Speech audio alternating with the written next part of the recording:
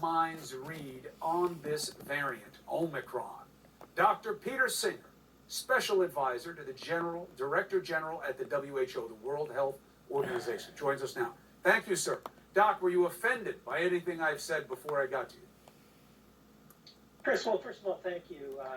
Thank you for having me on your show. I actually think you covered what we know and what we don't know quite well. And I certainly wasn't offended by anything. And I think that that was a pretty good summary of what we know and what we don't know. And you understand, especially because the WHO has had to remedy, excuse the pun, several misinformation campaigns along the line here.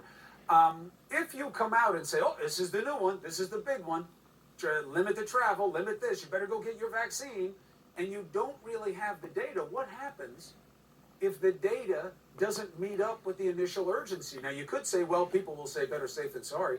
I don't think that's going to happen in America. What's your concern? I think that, we did call this a variant of concern, and that's because we are concerned. And as you mentioned, the mutations, that drives some of the concern. But I actually think your summary was good. I think a prudent approach here is good until we get the answers to the questions you laid out about, does it cause more severe disease? Is it more transmissible? Does it evade the vaccine? And we're working hard to get those answers. As you say, we should have them in weeks.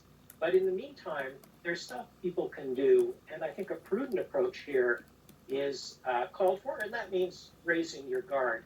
And what raising your guard means here is if you're not vaccinated, please get vaccinated, because that could save your life. And vaccines are necessary, and also you need to follow the public health measures that people know so well. Outdoors better than indoors, well-ventilated rooms, physical distancing, wear a mask. Those are prudent things that people can do to take in their own hands while these answers are being sorted out. Yeah, the only thing I would say is that you do have to be careful about connecting this variant to the efficacy of the vaccine, because we don't know yet. And while it's likely that the vaccine should have some degree, why set yourself up for pushback? What does it mean to people coming out of South Africa that it's growing very quickly there, spreading very quickly, but that anecdotally they don't see people getting very sick? How does something spread very quickly but not make people very sick? Well, that can certainly happen. Those are two independent things. But again, Chris, I think a prudent approach here, I like the way you set up what we know, what we don't know. Let's find the answers on a broad population base rather than kind of grasping at the initial factoids. This is a bit like the fog of war. We really need to take considered approach to get the data. There's one other thing, though, that I think is really at the heart of this, which is the idea of, Omicron is like a wake-up call, as though we needed another wake-up call to vaccinate the world. This issue of vaccine equity. And the point I want to make here is that the safety, one of the best ways to keep Americans safe is actually to vaccinate the world. Not only is it an ethical thing to do, and with rates like 60 to 70% vaccination in the US and 7% on the African continent, you got to wonder whether we really love our neighbor. But the point I want to make here is that it's the smart thing to do, because it's self-defeating not to do it, because this is the way to make variants, is to let the virus rage. Viruses mutate, that's how to make variants, and that's what we don't want to do. Couple things. Who do we know is getting sick from this variant in South Africa? And when you talk about the mutations, what does that mean, the spike protein? But let's deal with the first one first, which is, who is getting this? Is this a lot of breakthrough cases? Is it the unvaccinated? Who's getting it? There's early reports of a few breakthroughs, as you say, but I think the prudent approach, Chris, is to do what you said earlier, which is to get all the data and get the full picture. So we don't know yet. And I think that's a fair summary. On the mutations issue, this one has a lot of mutations, around 30 in the spike protein area. So there are reasons for concern, but I think prudence, just like we're talking about, is a good way to go. You know,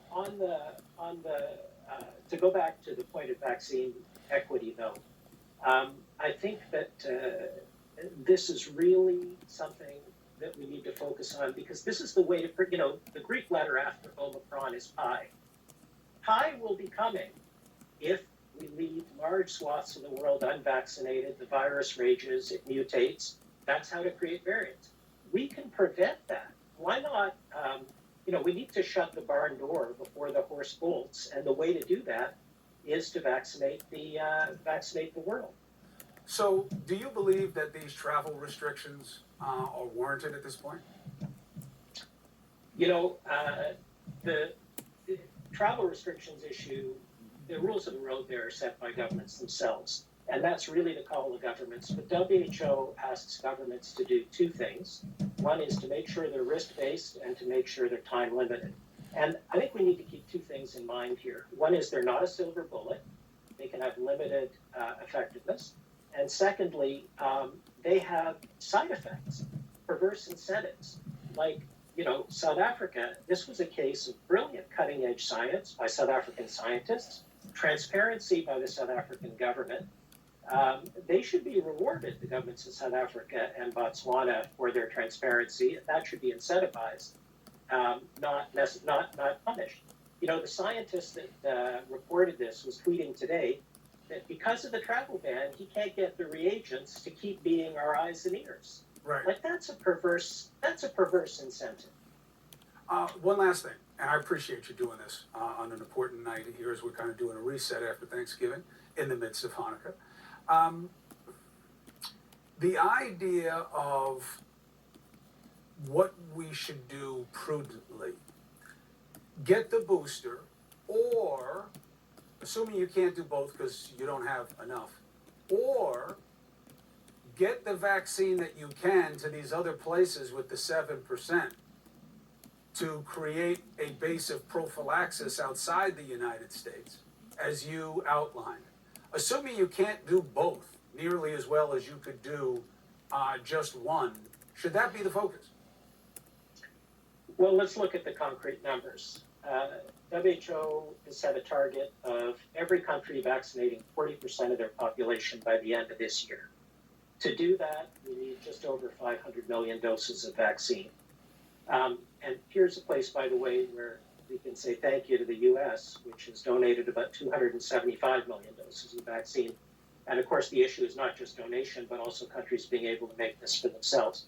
But that is the current issue of urgency, Chris. That's the way to save lives. That's the way to make the citizens of any country safer. What we've got here is a 5-alarm blaze, and the world has not sent out enough fire trucks. I'm with you, and look, I get that the United States is leading the way. That's not unusual. But in terms of what matters most, if it's really about getting people vaccinated, and we're doing that at a pretty legit pace relatively, maybe that should be the focus instead of the boosters. Dr. Peter Singer, I appreciate you. Thank you very much. Thank you.